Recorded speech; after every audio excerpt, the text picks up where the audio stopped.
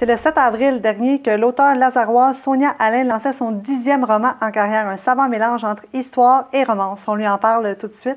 Bonjour. Bonjour. Merci d'être là. Bien, merci de l'invitation. Donc, le roman s'appelle La Dame de Nox. C'est une bonification, en quelque sorte, de votre premier roman en carrière qui s'appelait Le Masque du Gerfaut. Pourquoi avoir décidé de le bonifier ou de le retoucher un peu?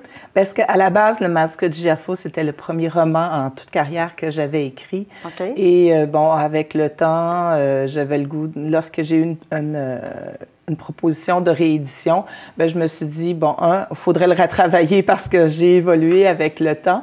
Et deux, j'avais vraiment une scène que j'avais le goût là, de rajouter à la fin pour le rendre encore plus intéressant, plus crédible. Alors, j'en ai profité à ce moment-là, là, avec cette réédition-là de La Dame de Nox, de faire cette bonification-là à ce moment-là. Et pour les gens qui auraient votre premier roman et qui vont se procurer celui-là, on parle de combien de pages de plus ou de combien de chapitres? On parle au moins d'une centaine de pages. Les chapitres ont été redivisés, donc il y a d'autres noms de chapitres. C'est sûr qu'il y a eu des modifications aussi à l'intérieur des chapitres, des autres chapitres, mais c'est vraiment vers la fin, là, on a vraiment une bonne centaine de pages là, de rajouter facilement. Là. Okay, parfait. L'histoire se déroule en 1335. À quel point c'est difficile d'écrire un roman historique? Parce qu'on n'est pas, nous, de cette époque-là, donc j'imagine qu'on veut respecter quand même les choses qui se faisaient à cette époque-là. À quel point c'est difficile? Bien, pour moi, c'est pas difficile les recherches. C'est sûr que ça demande beaucoup de recherches, mais moi, j'adore faire des recherches. Pour moi, c'est ce qui me nourrit pour écrire mes romans par la suite. Je suis curieuse, je suis passionnée aussi de tout ce qui est l'époque médiévale.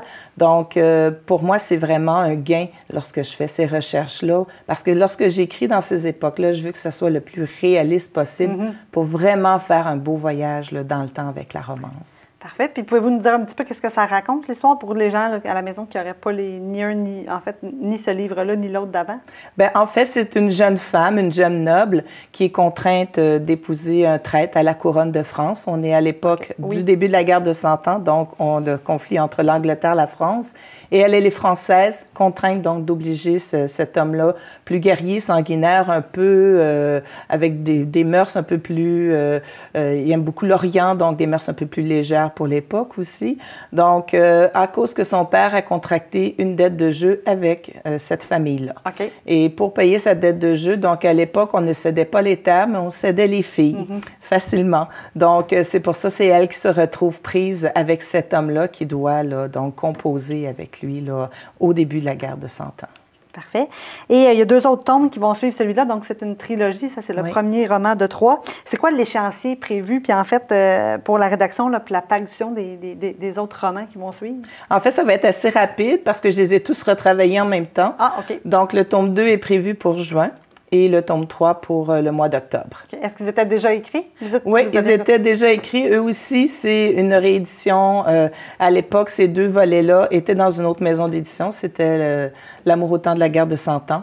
Donc, c'est vraiment la première fois que ma trilogie se retrouve sous une même bannière, vraiment en trilogie, là. Donc, c'était facile pour moi de les retravailler aussi pour bien arrimer le tout, là, pour que ça sorte en trilogie, là, les 3. Puis est-ce que vous avez d'autres projets sur la table d'écriture qui s'en viennent peut-être d'ici la fin de l'année? Oui, bien, j'ai le tome 4 de ma série Les Gardiens des Portes qui va clore cette série-là, qui pour l'automne. Et pour le début 2018, j'ai le 3e tome d'Amour et de haine, mon autre série, qui va clore aussi cette série-là à ce moment-là. Donc, vos prochains mois vont être occupés? Pas mal. Sonia Allain, merci beaucoup d'être venue nous en parler. On vous souhaite beaucoup d'inspiration pour la suite de vos romans. Ben, merci beaucoup.